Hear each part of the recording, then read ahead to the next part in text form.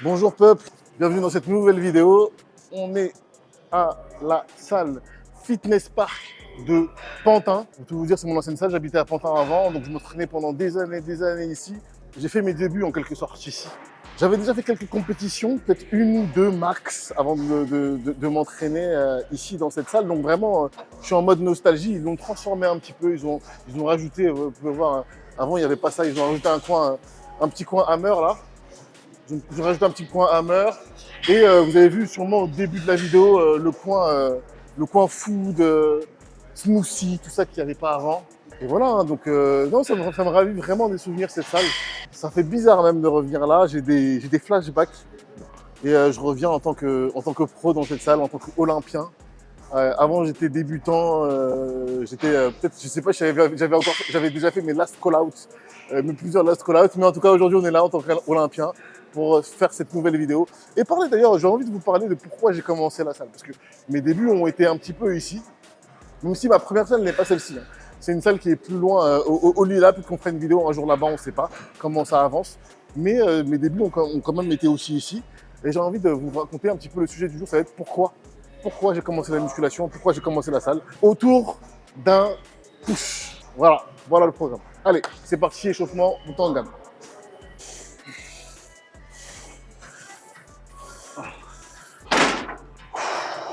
Bien lubrifier les articulations, cet échauffement, il sert à ça, et se préparer mentalement, psychologiquement, au-delà de faire la montée en gamme qui va permettre de préparer nerveusement du coup. Mais c'est tout un ensemble en fait, l'échauffement.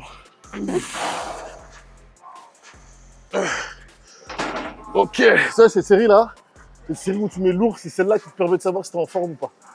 Et je sais que je vais mettre encore un petit poids, un petit 5 mignon, ce sont les petits mignons, les petits 5 là. Et puis on va commencer.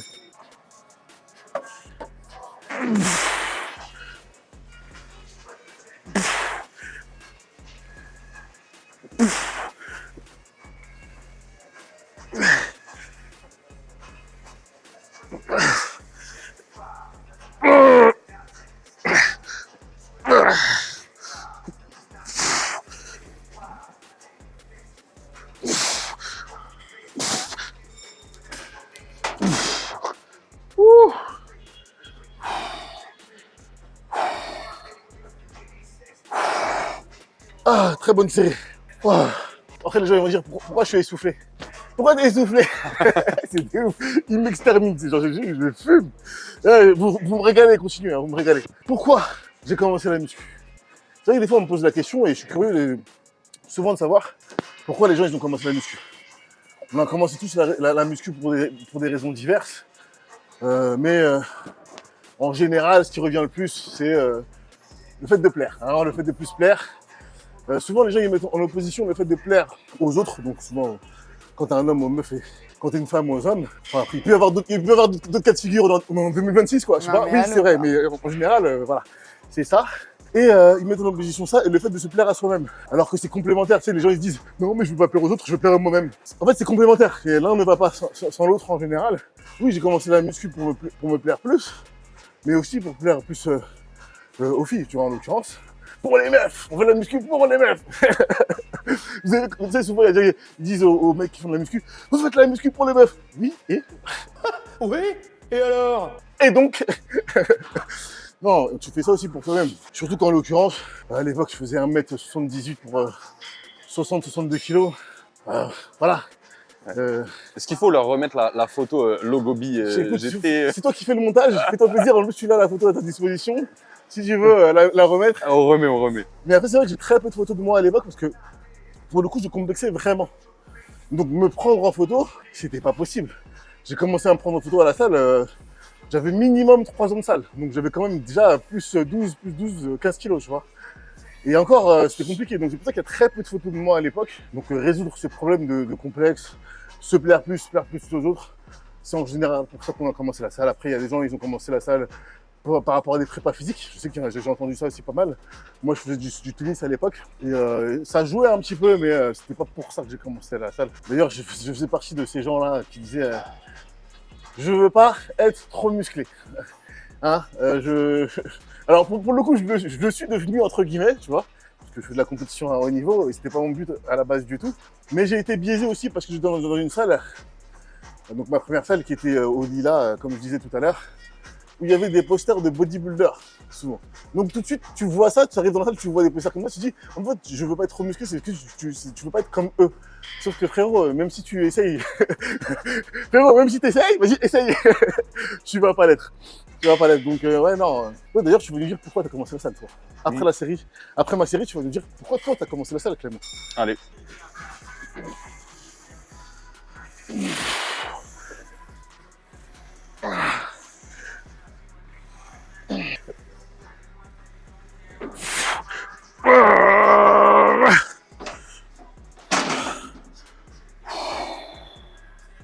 Du coup, je disais, Clément va nous dévoiler pourquoi il a commencé la salle. Mais ce que je vais faire, c'est que je vais filmer un petit peu.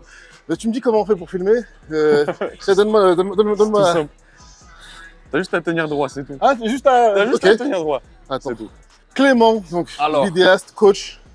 Vous pouvez le contacter si vous avez besoin de ce qui se réfère à Je ces mettrai métiers. le Insta au montage. Voilà. Au montage. Donc dis-nous, pourquoi tu as commencé la eh salle? ben, Est-ce que tu as commencé pour les meufs? Non, moi c'est Non. pas pour les Ah. meufs. Voilà, déception. Ah. L'idée, moi, c'était plus pour de la perf, en fait. Ok. De base, moi, je fais de l'escalade. En Ok. fait, et je me casse la jambe en hiver. Et du coup, bah, je fais plus de sport, tu vois.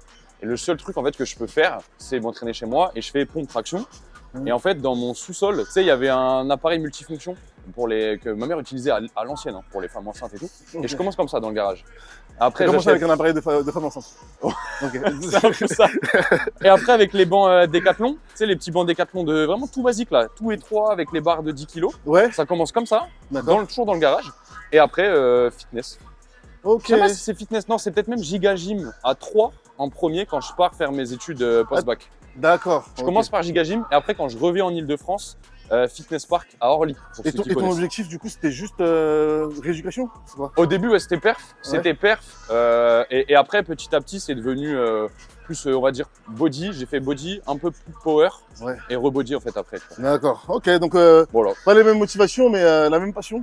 Ouais, ça, parce qu'après, c'est devenu mon taf, tu vois. Ouais, Donc, voilà, c'est ça parfait. exactement. Donc vraiment, on peut commencer la muscu pour des raisons diverses. Et puis on va même aborder ce que la muscu nous a apporté. Parce que c'est vrai que Ouais, c'est grave intéressant. Ça. là, ça c'est vraiment. Au-delà des gros muscles, il y a Ouais, plein ouais. de trucs intéressants C'est ça. là-dessus. Exactement.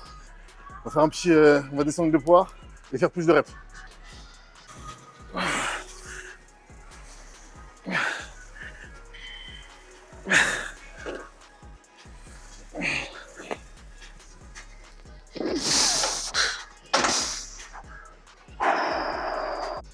Deuxième exercice, haltère, développé couché, haltère. Allez.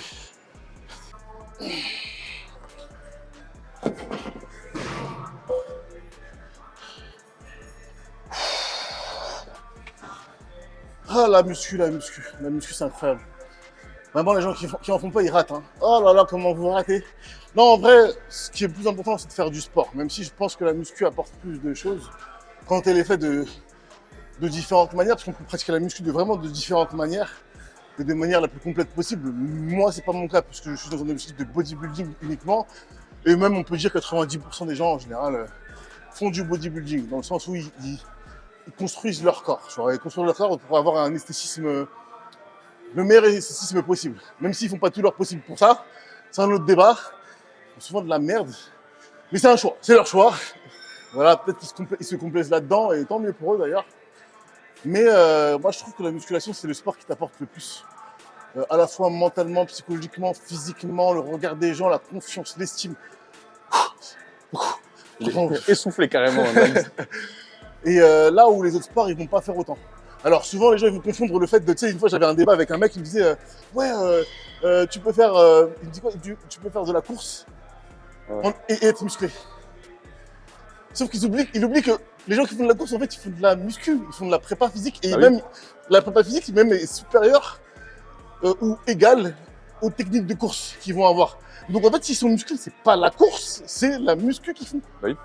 Mais les mecs, ils croient vraiment, même par exemple les nageurs, ils sont persuadés que les nageurs sont musclés parce qu'ils nagent. Non, ils font une prépa physique, ils vont à la salle. Mais ils vont à la salle en fait, ces gens-là. C'est pour ça qu'ils sont musclés. C'est la salle qui te rend musclé. Parce que dans ce débat-là, je disais que voilà, la muscu t'apporte une estime, une confiance en soi, un regard différent dû au changement physique de ton corps.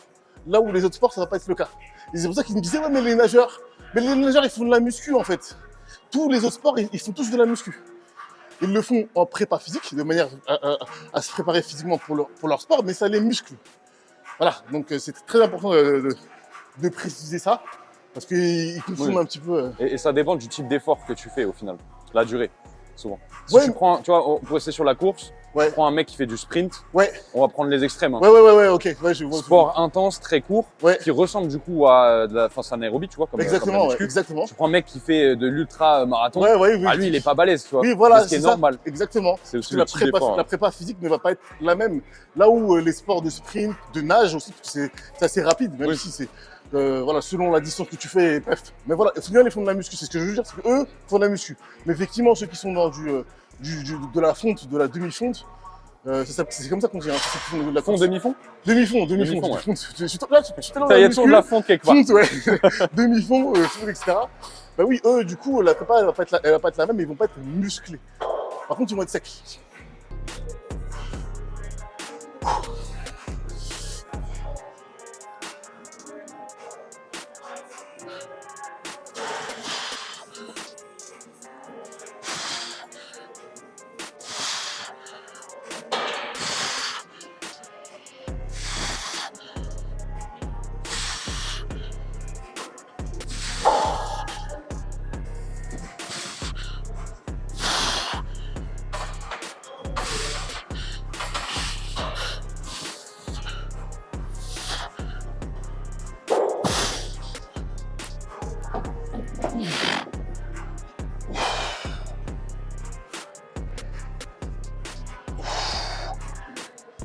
Ça, c'est de la série, ça.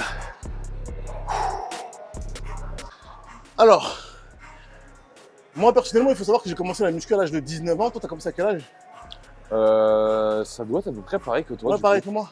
Ouais, assez tardivement du coup, par rapport à pas mal Ouais, de mais gens. toi, en fait, la démarche dans laquelle t'étais, c'était dû à une conséquence d'accident. Ouais. Donc, en fait, ça... peut-être que si t'avais pas eu l'accident, peut-être que t'en aurais jamais fait. Ouais, c'est ça. Peut-être Tu vois que ce que je je trop veux fort en escalade. Hein. C'est ça. Alors que moi, j'ai toujours voulu en faire. J'ai toujours voulu en faire. Je m'en souviens une fois à l'époque, j'avais 15 ou 16 piges. Et avec mon pote, on est parti à la Fitness Park République pour faire une séance d'essai. Bon, à l'époque, on avait dit qu'on était majeurs, je crois. On passait pour des majeurs, il n'y a pas eu besoin de signer quoi que ce soit. Mais le problème, c'est que j'avais pas l'argent pour m'inscrire à ça.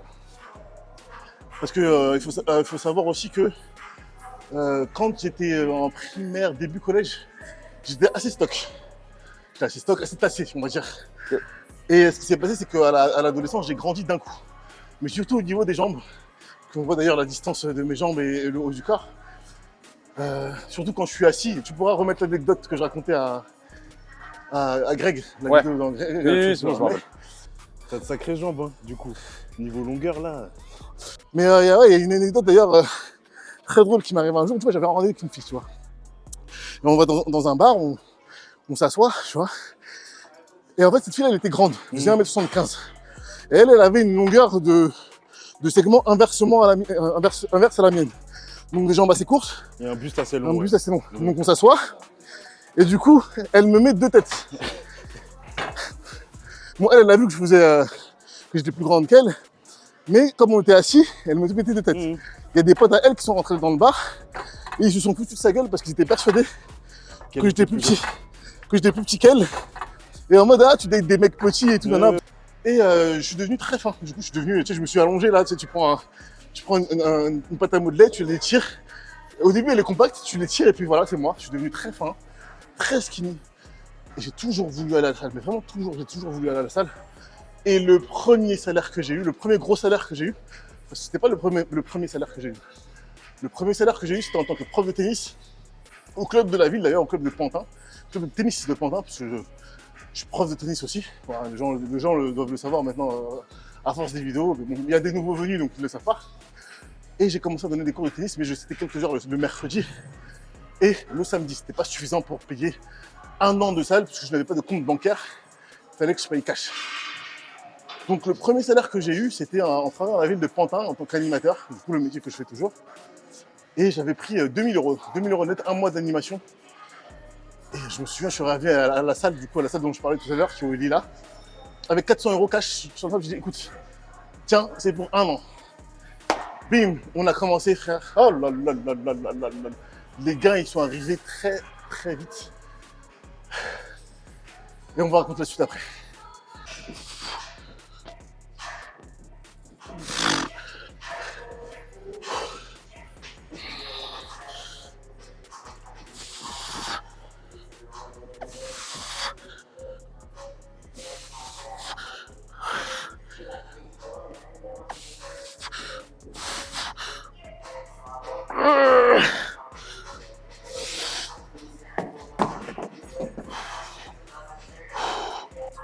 Vous savez, j'ai abordé le fait que si je n'avais pas commencé la salle plus tôt, c'est parce que je n'avais pas assez d'argent pour y aller. C'est vrai, mais c'est pas que la seule raison. C'est factuel, mais c'est vrai que à l'époque, quand vraiment l'idée d'aller à la salle commençait à m'obséder, je fréquentais une fille qui était très bienveillante, peut-être même trop bienveillante, et vous allez comprendre où je veux en venir. Je ne vais pas dire qu'elle mentait, mais le trop de compliments te ralentit dans une aventure. Cette fille-là me complimentait, me regardait avec des yeux des étoiles dans les yeux. J'étais vraiment, je me sentais extrêmement beau, toujours là, ta. Et ce qui s'est passé, c'est qu'en fait, les complexes que j'avais, ben, ils ont disparu. Ils ont commencé à aller vers l'arrière, à aller en arrière-plan. Parce qu'en fait, ils n'ont pas disparu. En fait, le mot, c'est pas disparu, parce que vous allez comprendre par la suite, mais ils sont allés en arrière-plan, vu la manière dont ils me regardaient, dont ils me complimentaient. Waouh, t'étais comme ça. Il s'est passé ce qui s'est passé, séparation. Et hop, qu'est-ce qui se passe à ce moment-là? Ben forcément, la personne qui te donnait l'illusion que t'étais une des 7 ou des 8 merveilles du monde, je sais plus c'est les combien. Voilà, en tout cas, je suis la 8e, si c'est 7, il n'y a pas de problème actuellement. Ben, ça revient, ton complexe, il revient. Moi, je dis pas qu'elle mentait, je dis que, voilà, dire à quelqu'un qu'il est beau, etc., n'empêche pas de lui dire aussi qu'en faisant X choses, il serait encore meilleur. Et c'est là où beaucoup de gens pêchent, c'est-à-dire qu'ils vont pas oser dire à leurs partenaires ou leurs amis même, que, ok, regarde, ce que tu fais là, c'est bien, mais si tu fais ça, tu seras encore mieux, tu seras encore meilleur. Et ça, pour moi, c'est une preuve d'amour ultime. C'est-à-dire que tu veux le meilleur pour l'autre. Tu ne le descends pas, parce que là, en l'occurrence, je suis la descendu, mais tu cherches la meilleure version de lui-même. Et avoir des gens qui toujours vous caressent dans le sens du poil, toujours vont vous complimenter, ne vont pas vous dire les choses, c'est extrêmement délétère pour vous-même. Parce que ça va vous faire stagner, voire reculer. Donc les deux choses ont joué. Je vous jure que si elle m'avait dit que si j'allais à la salle, je serais meilleur, ben j'aurais trouvé le moyen d'y aller de manière plus précoce. J'en suis sûr et certain. Parce que le but, voilà, quand tu es dans un couple, le but aussi, c'est de plaire à l'autre. Hein. Je sais qu'il y en a beaucoup qui peut-être se disent, voilà, ça y est, ça fait X temps qu'on est ensemble, il n'y a plus besoin de faire des efforts.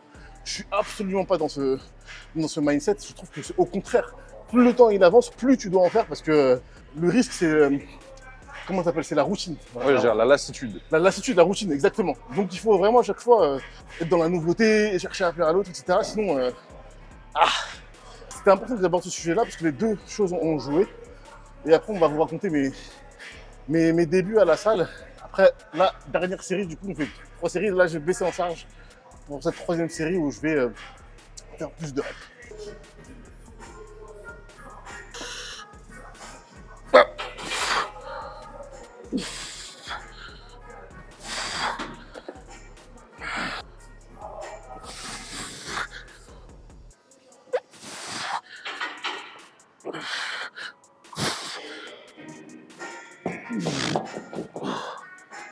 Après, il faut savoir aussi que le plus important, je dirais, quand vous voulez le meilleur pour l'autre, c'est la forme.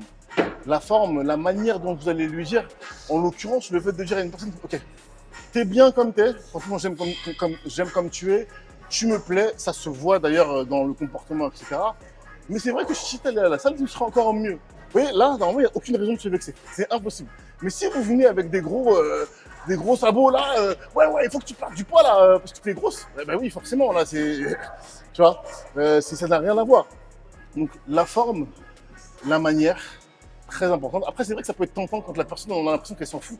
Tu sais, tu vas lui dire, voilà, peut-être qu'il y a dû laisser aller chez l'autre personne, et tu as envie d'insister un petit peu plus. Mais si la personne, elle veut pas, ça sert à rien de forcer. Ça sert à rien de forcer, elle veut pas faire des efforts. Bah écoutez, vous avez deux possibilités. Hein. Pas besoin d'en dire plus. Voilà. Allez, on part sur de l'incliné maintenant. Je ne connais pas du tout cette machine, c'est la première fois que je la vois et que du coup je la teste. Donc, on est sur de l'écarté machine Hammer. On va voir ce que ça donne.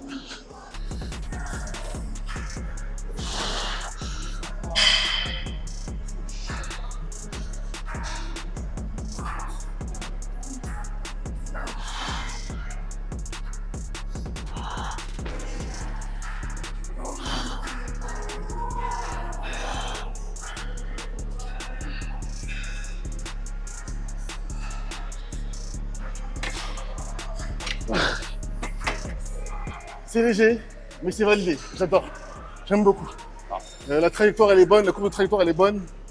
Parce qu'il y a des écartés d'une certaine marque que je sais plus. Je crois que c'est Gym 80. Elle est dégueulasse. Ou alors elle est bonne, je sais plus. Mais il y a une marque, pas ouf. Donc moi, j'aime bien. Du coup, je reprends mon histoire à 19 ans quand je fais un mois de centre de loisirs en tant qu'animateur. Le métier que je fais toujours, comme je disais tout à l'heure. Je touche mon premier salaire, 2000 balles, même plus 2000 euros. J'étais comme un fou. Je vais à la salle. Non, avant, il faut savoir que je fréquentais une autre personne qui ne voulait pas que j'aille à la salle. D'accord? Il disait, ouais, t'es bien comme t'es, je veux pas que t'ailles à la salle. Là, là, là. Alors, avec du recul, je savais que c'était de l'insécurité, mais je n'allais pas tomber deux fois dans le piège. Il fallait que je résolve mon complexe. Voilà, j'ai un complexe, tu le résous, point barre. La vie, c'est simple souvent. Ça sert à rien de chialer, t'as un complexe, tu le résous. Alors, selon le complexe, ça va être plus ou moins facile. Par exemple, si t'es gros ou grosse, ça va être plutôt simple. Si t'es petit, force, on n'est pas ensemble. Hein. Voilà, si tu complexes parce que t'es petit, tu peux rien faire. Donc ça sert à rien de broyer du noir, tu peux rien faire. Là, c'est comme ça. Effectivement, c'est pas tous les complexes qu'on peut résoudre. Moi, en l'occurrence, je pouvais le résoudre. Les gros et les grosses, ils peuvent résoudre, c'est facile. Après, certains complexes tellement qu'ils sont prêts à passer le cap de la chirurgie. Par exemple, c'est un complexe du nez, etc. Ils se disent que, ok, je vais mettre un gros billet, mais ça va me permettre d'être beaucoup mieux dans ma vie. C'est ok, tu vois, c'est compréhensible. Ça leur permet d'être plus heureux, plus épanoui. Et je trouve que voilà, la vie est assez dure comme ça. Voilà. Si vous avez envie, c'est ok. Bref, donc je suis en train de batailler avec elle pour lui faire comprendre que je vais à la salle. Bon, je bataille pas tant que ça, hein, parce que quand je suis têtu, quand je veux quelque chose, je le fais. Je vais à la salle avec elle d'ailleurs, je me souviens. Je m'inscris, je dépose la liasse de billets. Et c'est parti, on commence la salle.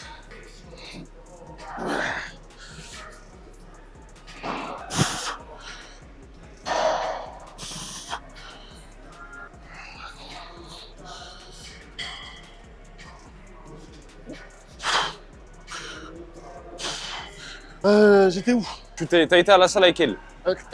Hein? T'as été à la salle avec elle. T'as Là, je déposé l'ai la déposé. quicheta. Voilà. 1 an, monsieur. Je prends 1 an pour moi, monsieur.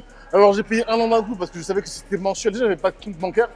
Mais si c'était mensuel, je savais que j'allais pas garder tout l'argent sur mon compte. Donc, j'ai fait 1 an cash. Et c'est parti. Au bout de 3 mois, j'ai vraiment eu des gains très visibles. Alors, même un petit peu avant, on voit les gains. Surtout elle, elle a vu les gains. Celle qui voulait que je ne commence pas la salle, bizarrement, voilà, il y a des gestes, il y a des attitudes qui ne me trompent pas. Et j'ai vu que elle appréciait ce changement. Voilà, on va juste dire ça. Parce qu'au final, je suis désolé, mais entre quand t'es skinny et quand t'es musclé, la meilleure version de toi, c'est toujours quand t'es musclé. On a beau vous raconter ce que vous voulez, c'est des conneries. Alors oui, mais il y a des femmes, elles préfèrent les gros. Oui, bah écoute, il y a des gens qui ont des goûts bizarres. Qu'est-ce que tu veux que je dise? C'est comme ça, c'est la vie. Hein. Non, mais après, voilà, tant mieux pour vous si vous êtes gros et que vous tombez sur une femme qui préfère les gros. Mais moi, je pense, en tout cas par rapport à mon histoire, que c'est beaucoup aussi une raison d'insécurité. En se disant, voilà, je suis avec un gros, comme il est gros, ben, il n'est pas plus beau que moi déjà. Pour commencer, c'est vrai que les femmes, elles aiment bien être avec un mec où elles se sentent plus belles que lui. Et surtout, se dire que si jamais il y a du laisser aller physique, ben, le mec ne pourra rien dire. Parce que lui-même, il est gros. Et enfin, la dernière raison, c'est de se dire que voilà, ben, il ne va pas la tromper. Bon, voilà. Parce qu'il ne plaît pas tant que ça. Parce qu'effectivement, les hommes gros peuvent plaire, attention, hein, mais forcément moins qu'un mec musclé, que s'il était musclé en tout cas. Donc, toutes ces raisons-là font que, voilà, après, chacun ses goûts. Aussi bizarre soit-il, c'est OK. Mais voilà, j'ai commencé à avoir des gains très vite. Au bout de 3 mois, vraiment, je commençais c'est visible, à être beaucoup plus dur, plus dense. Au bout de 1 an, alors là, plus 10-12 kilos. Et j'ai jamais été gras, d'ailleurs, j'ai pas été gras, donc c'est des muscles que j'ai pris. Et donc, non, c'était vraiment quelque chose de positif. Donc, n'hésitez pas à vous lancer. Comme je disais, parce qu'après, on va vous dire ce que la muscu nous a apporté. Déjà, j'ai commencé. Hein. J'ai commencé avec le fait déjà de plaire plus, vous plaisez plus. Du coup, quand vous plaisez plus, vous gagnez en confiance, en estime. Donc ça, c'est des choses vraiment qui sont tangibles, qui sont factuelles. Et là où les autres sports ne vont pas forcément vous apporter ça. Moi, j'ai une question. Quand tu as commencé la salle, Ouais. est-ce que directement tu t'es mis dans les trucs de nutrition Pas du... Ah oui, ou alors tu t'es plutôt dit training et. très bonne question. Très très bonne question. J'en avais rien à foutre de la nutrition. Je suis skinny, que je mange des grecs ou des McDo, tout va aller dans mes muscles. Moi, Ouais. j'étais vraiment mince. Tu vois ce que je veux dire? Le plus important, comme je dis, c'est l'entraînement. Mais là, les mecs, aujourd'hui, ils ont calé niveau nutrition, même niveau complément alimentaire. Les mecs, pour eux, tout se passe là. C'est l'entraînement. J'y allais 7 jours sur 7 pendant 3 mois. Et après, j'ai baissé à 6. Je faisais même mes entraînements de tennis à côté. C'est-à-dire, des fois, je faisais les deux le même jour. Entraînement de tennis, salle. Les gars, il faut tryhard. Il faut y aller, il faut y aller, il faut y aller. C'est là que ça se passe, c'est à la salle que ça se passe. Il faut arrêter avec vos conneries de jeu. J'en fais le moins possible. Et puis vous êtes débutants, comment ça s'appelle? Vos top 7 back-off. Arrêtez ces conneries. Ça, c'est pour les gens qui sont très avancés, qui ont une connexion suffisante pour pouvoir faire ça. Mais la quasi-totalité des gens, c'est pas fait pour eux. Moi, je pourrais le faire, hein, mais ça m'intéresse pas parce que j'aime pas faire que 2 séries. C'est trop peu. J'ai besoin de tryhard, j'ai besoin d'avoir. J'ai faim en fait, j'ai la dalle, j'adore être ici. Et 2 séries, ça pourrait éventuellement me convenir. Mais non, moi je préfère faire 3-4 séries. Et si vous êtes débutant, vous n'avez pas la connexion nerveuse, vous avez rien en fait. Vous devez commencer par le volume. Donc, allez-y 7 jours sur 7 si vous pouvez y aller 7 jours sur 7. Si vous pouvez y aller, vous pouvez hein, y aller 7 jours sur 7, vous avez la capacité de.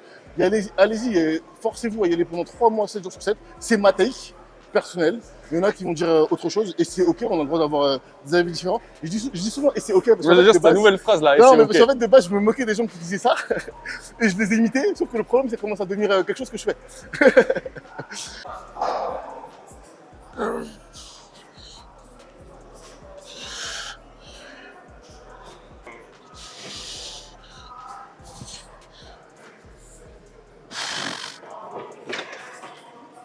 J'aime beaucoup. On va faire encore une série.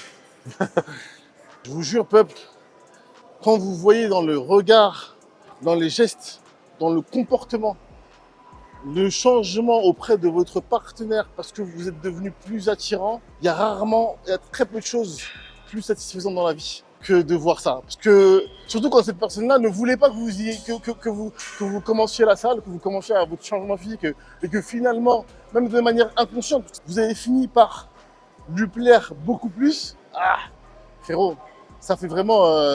Non, vraiment, ceux qui vont pas à la salle, vous ratez. Hein. Oh là là là là, comment vous ratez. Dernière série, on va changer de l'inclinaison, on va voir un petit peu ce que ça donne. Donc là, on peut changer l'inclinaison et on est moins incliné du coup. Et on va peut-être être plus sur le haut de pec, on va voir ce que ça donne.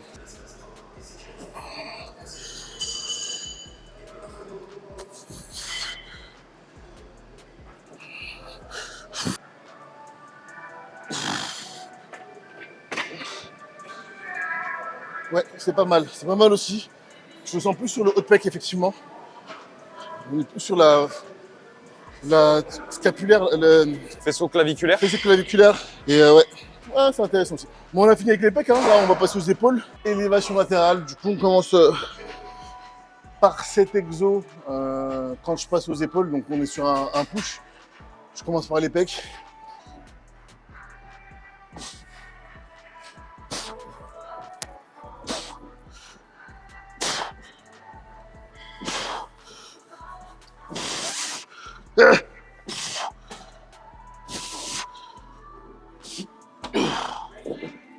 Du coup, me voilà un an après mes débuts en salle, plus 10-12 kilos, Les gens de la salle commençaient à voir mon évolution d'un bon œil. Et moi-même, d'ailleurs, je commençais à voir mon évolution, à avoir un nouveau regard sur moi-même. Et au bout de 3 ans, je ne sais pas si j'avais encore la totalité des 3 ans, il y en a à la salle qui me parlait de faire des compétitions. Ils commençaient à me dire ouais, je devrais tenter des compétitions, etc., etc. Et moi, j'avais dit jamais de la vie je ferais des compétitions. Non, mais c'est quoi ça? Mais jamais de la vie. Mettre en slip sur scène, etc. Et puis même, les physiques, comme j'avais dit, les physiques que je voyais à la salle sur les posters, c'était les Open. Et en aucun cas, c'est pas quelque chose qui me faisait rêver. Je me disais pas, ouais, j'ai envie d'être comme eux. Ça reste la catégorie reine et aujourd'hui, même aujourd'hui, je regarde ça d'un œil vraiment professionnel du coup. Mais dans l'absolu, je ne veux pas être comme ça. C'est pas ma vision de l'esthétisme. Même si ça reste la catégorie reine, un peu comme les poids lourds en boxe, etc. Gros respect, c'est la catégorie de base. C'est la catégorie à la base du bodybuilding, mais c'est pas ma vision de l'esthétisme. Puis un jour, je commence à entendre parler de cette catégorie men's physique. Et je regarde les physiques, c'était la première année, je crois, de Olympia. Je regarde les physiques, je dis non, pas trop, non, j'aime, non. Et puis il y a eu une évolution dans la catégorie où ils sont devenus plus musculaires. Et là, je dis là, ça commence à devenir intéressant. Je vois Brandon Hendrickson, Jérémy Buendia. C'est les deux qui m'ont tapé dans l'œil. C'est les deux qui m'ont tapé dans l'œil. Après, il y en avait d'autres que j'admirais aussi, notamment Lucky Libra Ferguson, du coup, André Ferguson. Et plus tard, Emmanuel Hunter. Et alors là, quand j'ai vu Kyron Holden la première fois, je fais oh le bâtard. Voilà, donc c'est le top des men's physiques qui m'ont vraiment inspiré. Plus ou moins, comme vous le voyez. Vous l'avez senti dans ma voix. Et du coup, j'avais 2 mecs à la salle qui voulaient faire de la compétition, dont un pote avec qui j'étais très proche. Et je lui dis, tu sais quoi, la vie étant une succession d'expériences, mieux vaut faire que pas faire. Au pire, voilà, ça me plaît pas, ça y est, basta. Mais j'ai pas envie de pas faire et me poser la question, si j'avais, j'aurais dû. Ça, c'est horrible, les regrets. Donc je dis, tu le fais, j'y vais avec toi. Et l'autre mec qui devait le faire, qui lui, il était le plus déter pour le faire, finalement, ne l'a jamais fait. Alors, comme quoi, la bouche, des fois, les gens, bref. Donc je vais avec mon pote, je fais ma première compétition. IFBB, demi-finale, Nord. En tout cas, à l'époque, ils avaient les moyens de faire des demi-finales. Ah là là. Et voilà, la suite après. Allez.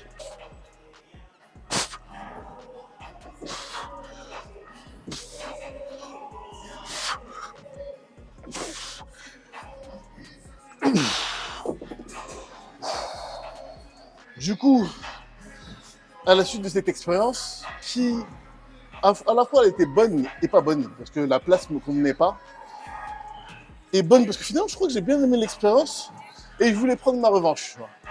Quand je me mets en mode rageux, attention, c'est là où je suis le plus dangereux. Donc je n'aimais pas la place, je me dis en plus les gens de la salle ils commencent à me chauffer, ils me disent ouais, on t'a volé. Je suis ouais, on m'a volé, tu sais, ouais. Et puis ok, c'est comme ça. Donc bon, la suite de l'histoire vous la connaissez. Je suis là où je suis. Après, j'ai eu plein d'expériences en compétition. J'ai eu au moins, je pense, une quinzaine d'expériences en compétition.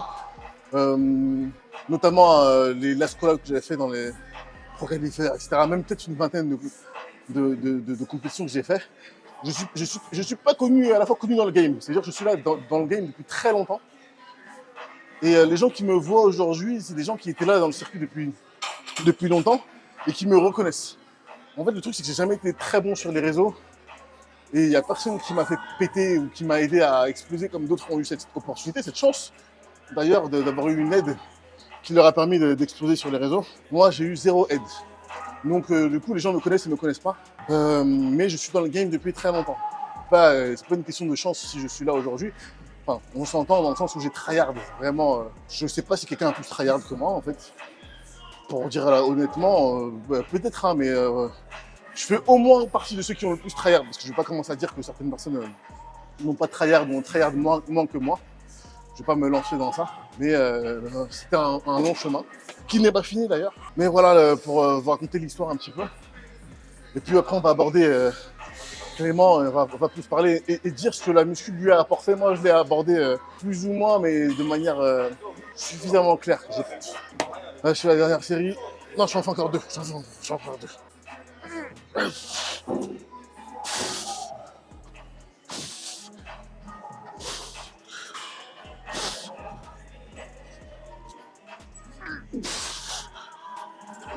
Est-ce que quand tu t'es lancé, tu as eu des avis des gens de ta famille sur ce que tu fais ou bof? Bah en fait, quand je me suis lancé, je l'ai dit à personne. Ça veut dire, en fait, tu sais, j'étais assez solitaire. Et puis, il y a un jour où je l'ai dit à ma mère, c'était une compétition que... En vrai, c'est une compétition où je m'étais inscrit juste après, justement, la première, où je voulais prendre ma revanche. Ok. Donc, je m'étais inscrit dans 2 compétitions. Une dans un GP dans le sud, un Grand Prix dans le sud, et l'autre, Eric Favre. Celle dans le sud était la première après IFBB, et c'est extrêmement mal passé. Mais vraiment très mal passé. J'ai rien compris à la place que j'ai faite. Le pire, c'est que les athlètes open, d'ailleurs, du coup, tu sais, la catégorie vient de voir et dit ouais, je comprends pas, franchement, frérot, de la place, je comprends pas. T'as la meuf de celui qui a gagné la catégorie qui vient me voir, qui me dit ouais, je sais pas. Ah, Et là, du coup, déjà, t'es déçu et en plus, on te confirme qu'il y a un truc qui cloche. Ah. Mais par contre, ça m'a détruit. Ça m'a détruit dans le sens où je voulais ne plus faire Eric Favre. Donc, j'étais là en mode, je voulais carrément qu'il me rembourse, parce que j'avais payé déjà la compétition, je voulais qu'il me rembourse le truc. Mais on m'a persuadé du contraire. On m'a dit non, vas-y, dernière expérience, vas-y, kiffe juste sur scène, voilà. Et là, le problème, c'est que j'avais payé la compétition, mais en fait, j'avais pas assez pour aller. C'était à Lyon, je crois, Nice, c'était à Lyon, Nice, non, je sais plus, une des 2 villes, mais j'avais pas assez d'argent pour payer le train et l'hôtel. Donc je vais voir ma mère et là je lui dis ouais voilà j'ai une compétition, nanana. Mais et ma mère est une personne qui sent quand j'ai vraiment besoin d'aide. Parce que je demande pas beaucoup d'aide. C'est très rare que je demande de l'aide. Je suis quelqu'un de très fier. Et quand je demande de l'aide, elle sait que c'est chaud. ouais. Tu vois. Donc malgré qu'on était dans des difficultés financières, elle m'a donné 200 €. Énorme, une somme énorme, tu vois, une somme de zinzin. Elle me dit, tiens, elle discute même pas, tu sais, elle le sent. Elle dit, tiens mon fils. Et je dis merci toujours. Et je vais à Lyon, je fais la compétition à Lyon. J'ai dit, de toute façon, c'est ma dernière, kiffe. Je suis sur scène, je prends mon pied, je kiffe. Non, pause, tac, tac. Je finis 2e. Et je prends 1 000 €. Je reviens à Paris, maman. Tiens, 500 €. Basta. C'est ce qui arrive quand on me fait confiance. Quand on me donne de la force, c'est ce qui arrive. Toujours il y a un retour sur investissement. Après, voilà. Elle l'a fait parce que je suis son fils et qu'elle m'aime, enfin j'espère. Et voilà, j'étais très content de cette compétition-là qui m'a dit, ok, plus jamais j'ai cette pensée-là, plus jamais il faut que je sois dans le négatif, malgré ce qui s'est passé par exemple à Toronto. Mais je veux plus avoir ce mood que j'ai eu après le GP du Sud, là, qui m'a écœuré, ça m'a dégoûté. Et j'ai eu ce même dégoût à Toronto, mais j'étais plus dans ce mood-là parce que je l'ai connu. Tu vois, c'est un peu, j'ai été vacciné, tu vois. Ouais, tu le découvres pas maintenant, tu vois. C'est ça. Ouais. Donc je dis, vas-y, tu sais quoi, vas-y, on avance. Même si, franchement, maintenant, c'est vrai qu'il y a toujours cette crainte d'être jugé de la même manière. Moi, j'ai pas peur de la shape que je ramène. J'ai pas peur de perdre. Regarde, New York et Pittsburgh, j'ai fait des plus mauvais classements. Est-ce que vous m'avez vu Non. Mais là, ça reste un top 6, tu vois, dans la solution. Tout le monde s'accorde à dire qu'un top 6 chez les pros, c'est un très bon résultat. Enfin, c'est un bon résultat. Même si ça m'écorche de la langue de le dire. Mais je suis, tu vois, ma prochaine compétition, j'ai toujours cette appréhension-là de dire est-ce que je vais me faire. Ouais, l'incompréhension du jugement où tu te dis attends. Ouais, et du coup, tu perds cette confiance, tu vois, cette confiance, parce que les gens, ils ont des yeux. Moi, franchement, les autres athlètes, je leur en veux pas. Hein. Même les autres athlètes, à Toronto, ils sont venus me voir. Ils sont venus me voir. Déjà, celui qui a gagné, avant il dit putain, t'as un physique de fou. Celui qui a fait 2e. Et pareil, des fois, j'étais dans un mood pas bien, et je les entendais parler, ils disaient. Paul Gustave, il a un physique de 500. Et je les entendais en anglais, ils parlaient en anglais. Hein.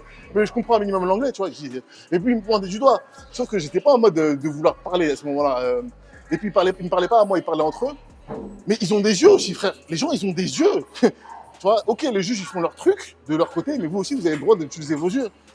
C'est ça, en fait. Donc voilà, c'est dans ce cadre-là que j'ai commencé à dire à ma mère que je faisais du bodybuilding. Et elle me soutient énormément. Elle me dit, de toute façon, une carrière de haut niveau, peu importe le sport, ça dure pas longtemps. Ne vis pas avec des regrets. Tu sais, on en revient toujours à ça. Fais ce que tu as à faire maintenant, comme ça, au moins après, il n'y a plus de « Ah, si j'avais, j'aurais dû ». Non, je fais ce que j'ai à faire maintenant. Et après, ouais, c'est quoi? C'est 40 ans, max. À part si je vais en master, là, mais voilà, ce que je veux dire. Ouais, oui, c'est ça. C'est pas beaucoup, c'est pas beaucoup dans une vie, tu vois. Donc, ce qui est déjà même beaucoup pour du sport de haut niveau. T'as quand même beaucoup de sports de haut niveau qui s'arrêtent avant. Hein. Ben oui, non, mais j'ai dit 40 ans max. Ouais, J'ai dit max, c'est hein. max, hein. Ah, j'ai dit max, hein. Ah, bon, Messi, il a 39 ans, mais. Ouais, mais tu vois, c'est Messi. Ouais, c'est Messi. Il y en a Ouais, c'est combien? vrai, c'est vrai. C'est toujours le même délire, il y en a combien sur la planète? Tu vois, j'aurais pas dû faire cette comparaison, mais encore, c'est que c'est toujours des ovnis, tu vois. Par exemple, les LeBron James, etc. C'est des ovnis, tu vois.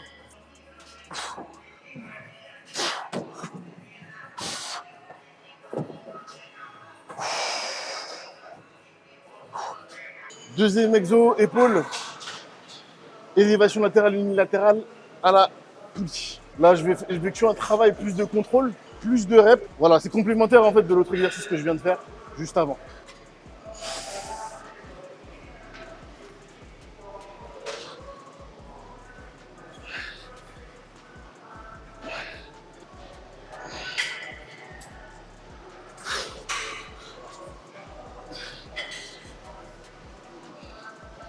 J'ai raconté aussi un petit peu mon histoire par différentes facettes. C'était pas prévu, mais voilà, ça vous en dit plus sur moi, sur ma personnalité. Un petit peu aussi comment je me suis construit, parce que je trouve ça super intéressant de connaître le passé des gens, parce que c'est le passé qui fait ce qu'on est aujourd'hui. On a vécu des expériences, des traumas éventuellement, comme le GP dans le sud et Toronto, voilà, et qui nous ont bâti, qui nous ont fait voir les choses de différentes manières. Et ce qu'on est aujourd'hui, du coup, ce qui explique certaines choses, certains comportements, certains caractères et certaines forces et faiblesses. Maintenant, on va aborder ce que je voulais aborder aussi, ce que la muscu nous a apporté. Et je vais laisser Clément démarrer, même si tu vas dire les mêmes choses que moi tout à l'heure, mais voilà, j'ai envie d'avoir ton avis. Sur ce que ça m'a apporté, je dirais goût de l'effort, Ouais. déjà.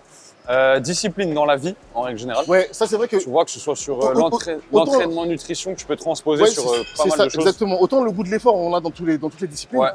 Autant la discipline, la discipline à travers, en tout cas, de ce que je comprends, surtout tu as dit la nutrition tout à l'heure, à travers du coup l'aspect nutrition, alimentation, on l'a pas sur tous les autres sports, surtout en amateur. Parce que voilà, par exemple, tu vas faire du foot 2 fois par semaine, tu vas pas faire tant attention à ton alimentation que ça. Alors que quand tu as des objectifs physiques, donc tu fais du bodybuilding, même en amateur, si tu fais les choses sérieusement, tu vas devoir faire attention à ton alimentation. Ça fait partie intégrante du sport, même si tu fais pas de compétition. Après, je pense que moi, socialement, ça m'a ouvert un peu. Ok, ah ouais. Tu sais, ma première salle, je parle avec des gens que je connais pas. Tu C'était une vois. petite salle, en plus, c'était une petite salle.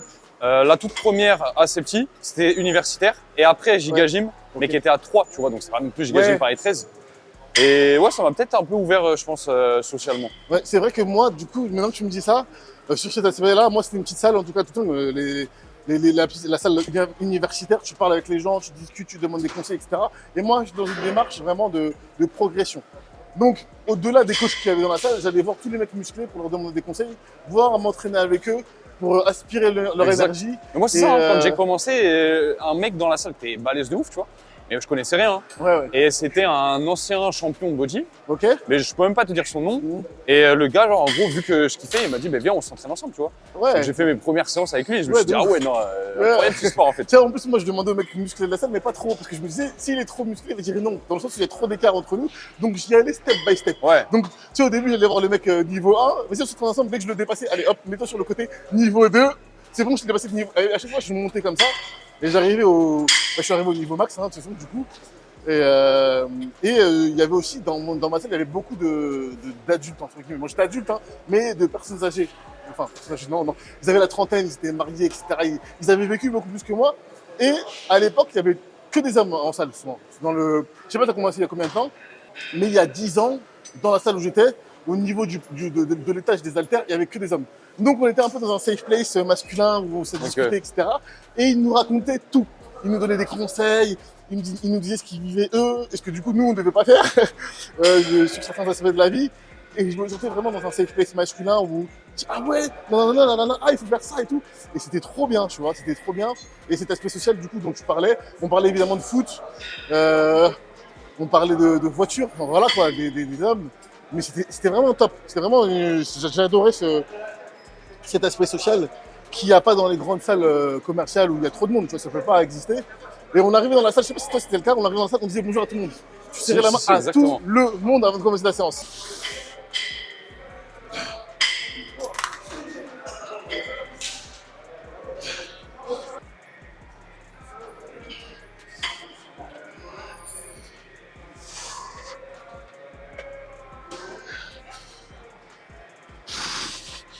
Et du coup, tu me disais que le bodybuilding, donc quand je dis bodybuilding, c'est pas forcément en compétition, hein.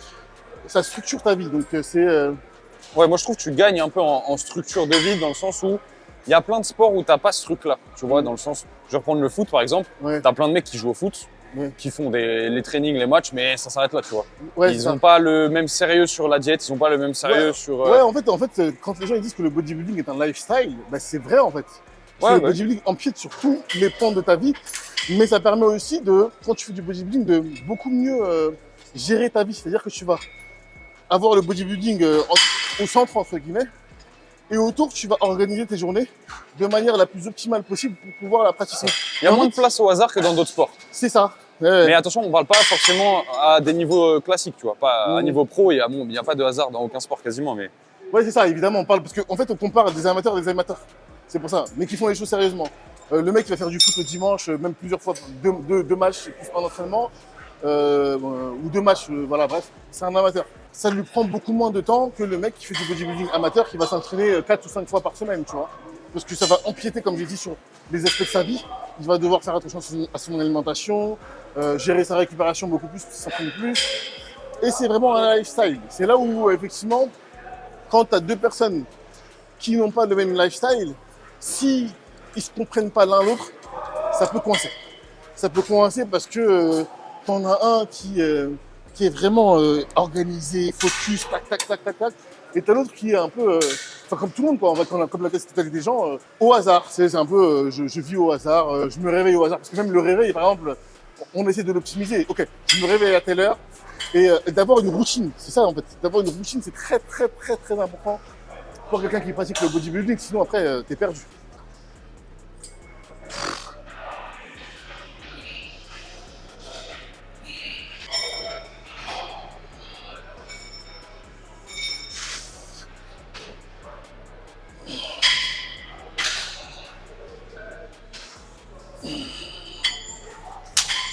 Bon, on va clôturer cette vidéo.